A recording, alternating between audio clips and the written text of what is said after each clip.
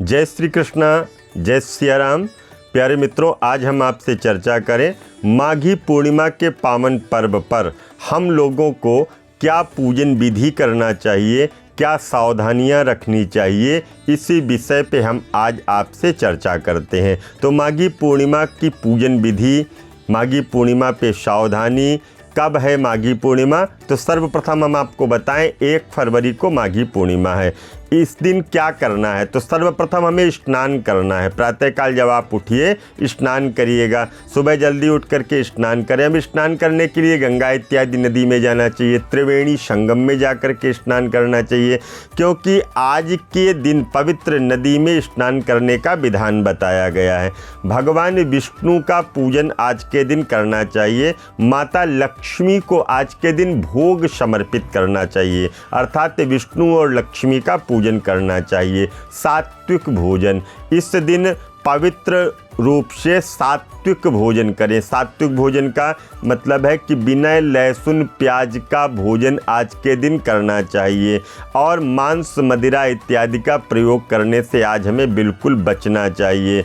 विवाद से भी बचना चाहिए। बहुत से लोग विवाद में पड़ जाते हैं, घर के विवाद, लड़ाई झगड़े के विवाद, पारिवारिक विवाद, गली मोहल्ले के विवाद। इन विवादों से भी आपको आज के दिन बिल्कुल पूरी तरह से हट करके रहना चाहिए। और आपको विशेष कार्य क्या करना है कि अपने द्वारा, आपके द्वारा, स्वयं के द्वारा किसी का आप अपमान मत करिएगा, किसी को अपशब्द मत बोलिएगा, किसी को कटु वाक्यों का प्रयोग मत करिएगा। देर रात तक आज आपको सोना नहीं चाहिए। जैसे देर समय तक सुबह जल्दी उठना चाहिए, देर तक आपको सोना नहीं है। आज सूर्योदय तक सोने से अशुभता होती है, अशुभ परिणाम प्राप्त होते हैं, इसलिए सूर्योदय से पूर्व ही हमको उठ जाना चाहिए। और इसके साथ साथ एक ऐसी मान्यता भी बताई गई है कि पूर्णिमा के दिन जिन लोगों ने पूरे महीने स्नान नहीं किया है, अगर पूर्णिमा में स्नान गंगा का कर लेते हैं या गंगा जल को अपने